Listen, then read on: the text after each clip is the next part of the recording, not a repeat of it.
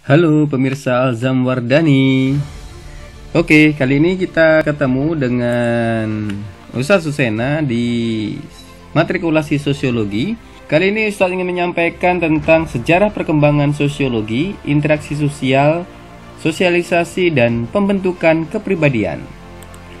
Baik, yang pertama kita akan membahas terlebih dahulu tentang sejarah perkembangan dalam matrikulasi sosiologi ini.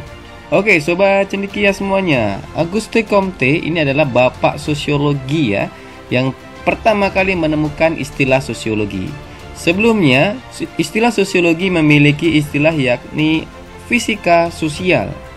Lalu Auguste Comte memutuskan untuk merubah fisika sosial dengan istilah sosiologi, yakni suatu pendekatan baru dalam memahami gejala sosial yang terjadi di masyarakat. Maka sejak saat itu, sosiologi terus berupaya melihat, memahami, dan menganalisa setiap peristiwa di masyarakat dan mencoba membuat kerangka keilmuan untuk menjelaskan ulang setiap fenomena di masyarakat.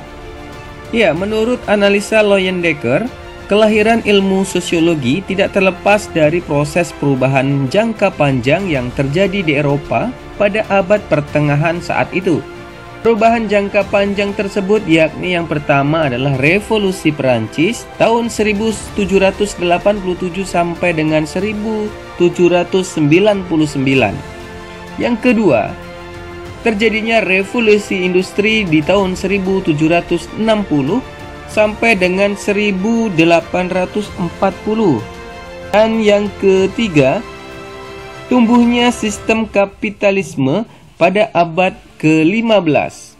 Yang berikutnya, perubahan tatanan sosial dan politik dari bentuk kerajaan. Lalu ada sentralistis menjadi bentuk-bentuk gilda, yakni himpunan, kemudian menjadi merkantilisme, dan seterusnya.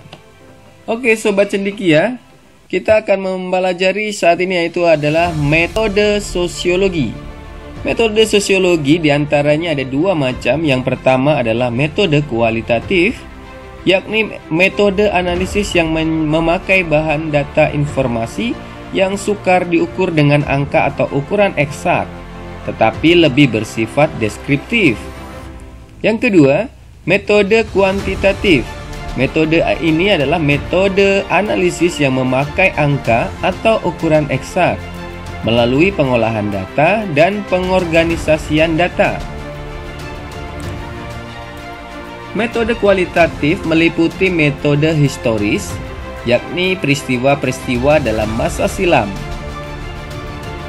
Yang kedua, metode komparatif, yakni membandingkan antara berbagai masyarakat dan bidangnya. Yang ketiga, metode studi kasus, mempelajari salah satu gejala nyata yakni berupa kasus. Yang keempat, metode eksperimen, yakni percobaan-percobaan pada kelompok sosial tertentu. Dan yang terakhir, metode filosofis, yakni metode yang mengatasi masalah sosial melalui perenungan dan pemikiran. Next ke slide yang selanjutnya, yakni tentang interaksi sosial. Apa sih interaksi sosial? Interaksi sosial yakni proses saling mempengaruhi dalam pikiran maupun tindakan dengan kontak sosial dan komunikasi antara individu dengan individu, antara individu dengan kelompok, antara kelompok dengan kelompok, sehingga terjadi pengaruh timbal balik. Syarat terjadinya interaksi sosial. Yang pertama adalah kontak sosial. Kontak sosial adalah melibatkan antara manusia yang saling memberikan aksi dan reaksi. Yang kedua, syarat terjadinya interaksi sosial adalah adanya komunikasi. Komunikasi adalah pemberian pesan kepada orang lain untuk mudah dipahami. Bapak komunikasi sendiri yakni Harold Laswell tahun 1960 yang mengatakan who says what in which channel to whom with what effect. Who says what in which channel to whom with what effect. Dari kalimat tersebut maka muncul ada 5 elemen komunikasi. Sobat cendekia bisa menyebutkan apa saja 5 elemen komunikasi menurut Bapak komunikasi di atas? Ya, yang pertama who says, yakni komunikator atau seseorang yang menyampaikan pesan. What alias pesan yang disampaikan. In which channel atau media. To whom, elemen yang keempat yakni adalah kepada siapa alias komunikan. With what effect, dengan efek. Jadi ada 5 elemen komunikasi ya.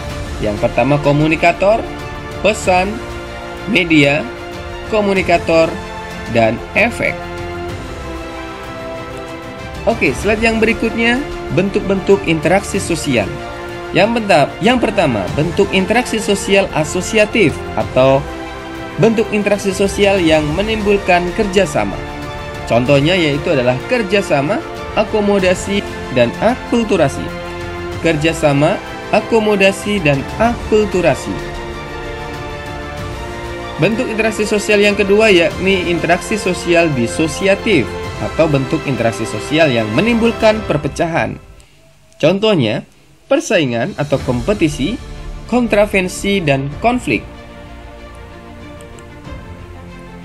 Slide yang berikutnya yakni tentang sosialisasi dan pembentukan kepribadian. Sosialisasi adalah suatu proses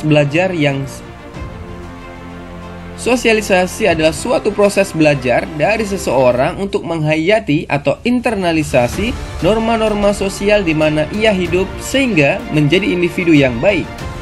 Sosialisasi adalah suatu proses mempelajari kebiasaan dan tata kelakuan untuk menjadi bagian dari suatu masyarakat. Media sosialisasi.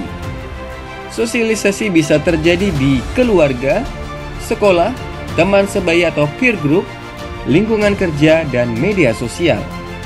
Tahapan sosialisasi. Tahap yang pertama adalah persiapan atau preparatory stage. Tahap yang kedua yakni tahap meniru atau play stage. Tahap yang ketiga adalah siap bertindak atau game stage. Dan tahap yang terakhir yakni adalah penerimaan norma kolektif atau generalistik atau generalis orders. Oke Sobat Cendikia, sekian dan sampai jumpa di materi pelajaran yang berikutnya. Jangan lupa di subscribe channel ini karena subscribe itu gratis dan nantikan video keren yang selanjutnya. Sampai jumpa.